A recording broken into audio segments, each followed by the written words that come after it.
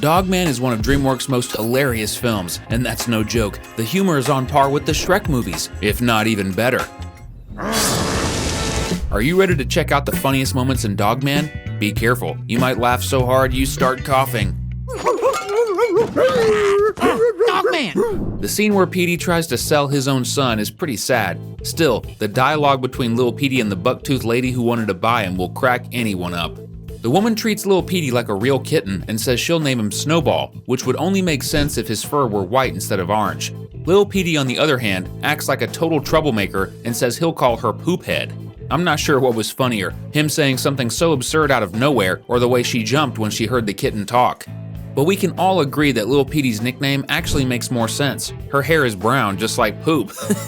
And that's just the first of the 16 funniest moments you need to see in Dogman. So get ready for a good laugh. This is Cinewave.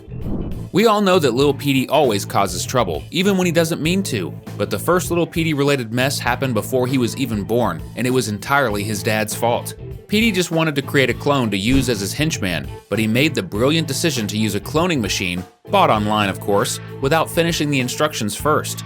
That's why he only realized after creating Lil Petey that the machine's manual clearly stated it should only be opened after 18 years so the clone could become a legal adult. And thanks to Petey's silly and hilarious mistake, his son was born. But let's be honest, this cloning machine is kind of useless, isn't it? Who would wait 18 years just to create a clone? Everyone knows that Dogman is the fusion of Officer Knight and the dog Greg. Before fusing with his canine partner, Knight was already a great cop, but the guy wasn't exactly the sharpest tool in the shed. That's right, the real brains of the team? Greg. And we see this in a particularly funny scene when Knight and Greg find the bomb Petey left on top of a building.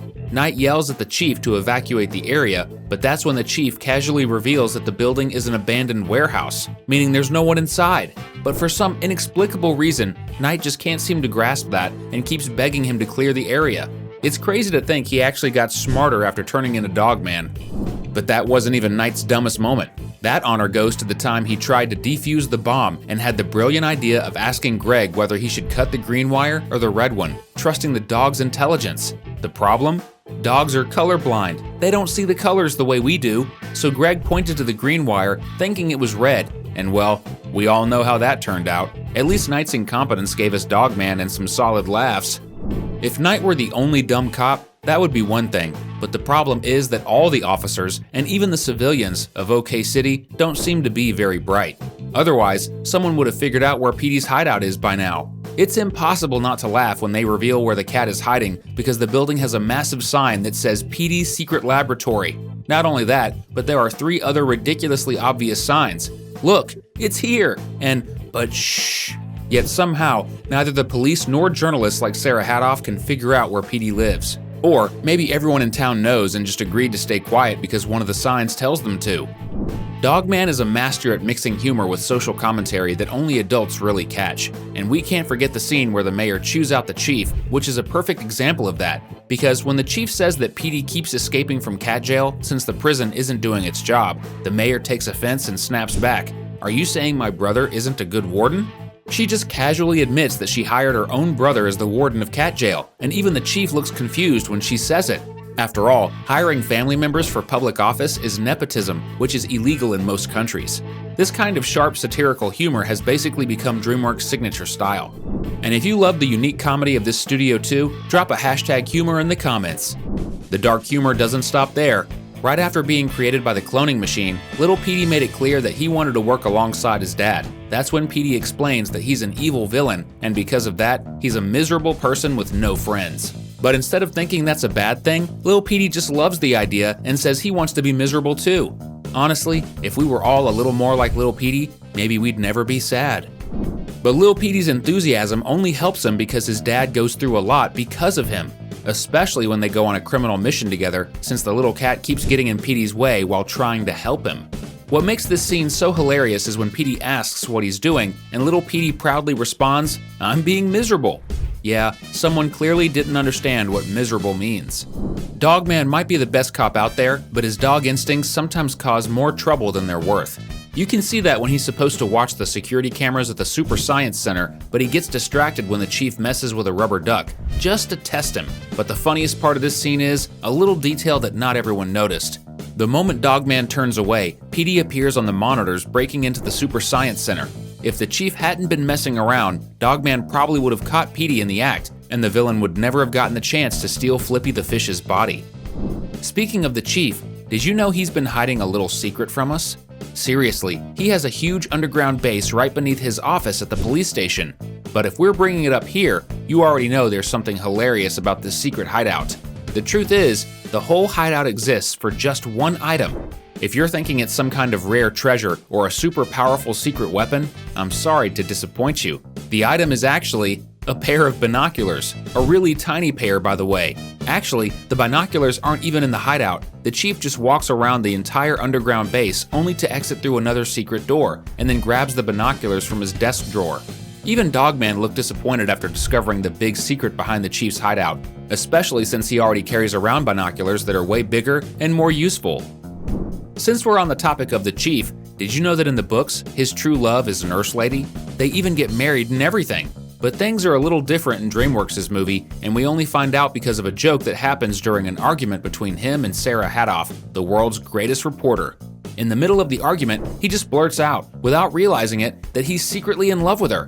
Sarah is completely confused, and the chief tries to play dumb afterward, but what's been said can never be unsaid. That's the kind of embarrassing moment no one wants to go through. Luckily for the chief, it looks like his feelings for Sarah might be mutual. Near the end of the movie, when he arrests Flippy, the chief does a really weird acrobatic move, and for some reason, the scene focuses a lot on his butt. It's hard to tell whether we should laugh or just stare at the screen with the 1,000-yard stare of a soldier who's seen too much. But when in doubt, just do both. As if that wasn't already weird and funny enough, Sarah Hadoff saw everything and seemed to like what she saw. At that moment, I felt like getting up and leaving the theater, just to give them some space. I hope you're still awake and didn't pass out from laughing too hard. If you're still here, why not subscribe to the channel? That way, you'll never miss out on our daily videos about your favorite animated movies. Petey is definitely evil, but you'll realize that the worst crime he ever committed didn't involve attacking the city with some giant machine. His biggest mistake was actually treating his former henchwoman really badly. No joke, she asked for a salary, and he straight up told her he had already paid her. But then she says, "Puka shells aren't money." Yep, you heard that right. Petey pays his employee with shells. Okay, sure, they're puka shells, which can be used to make nice necklaces, but that's completely unacceptable. 10 out of 10 for the joke, but 0 out of 10 for Petey as a boss. And this wasn't just a one-time thing. Apparently, Petey is always a terrible employer. His henchwoman told him she needed to take the next day off for her mom's birthday, and guess how Petey reacted? He fired her on the spot. Someone really needs to report Petey for workplace abuse. Then again, his henchmen are also criminals, so they probably don't have labor rights anyway. Still, would it kill them to find a job that's just a little less illegal? But honestly, what else would you expect from the most evil cat in the world? Petey may have had his redemption at the end of the movie, but before that, he was a huge jerk, even to Big Jim, his friend and fellow inmate. One hilarious scene that proves this is when Big Jim tries to give Petey a balloon, but instead, the orange cat steals a bunch of balloons at once and just floats his way out of cat jail. Sarah Hadoff is known as the greatest reporter in the world, but is she really that good? Because when she interviewed the chief, she was a horrible reporter. She kept bombarding him with non-stop questions and literally smacking him in the face with her microphone over and over again. By the end, he didn't even get a word in. At least Sarah made us laugh. Maybe she should consider switching careers and becoming a comedian instead. If you want to keep having fun, we've got 2 awesome videos on your screen right now. Just pick the one that catches your attention the most. Thanks for watching, and see you next time.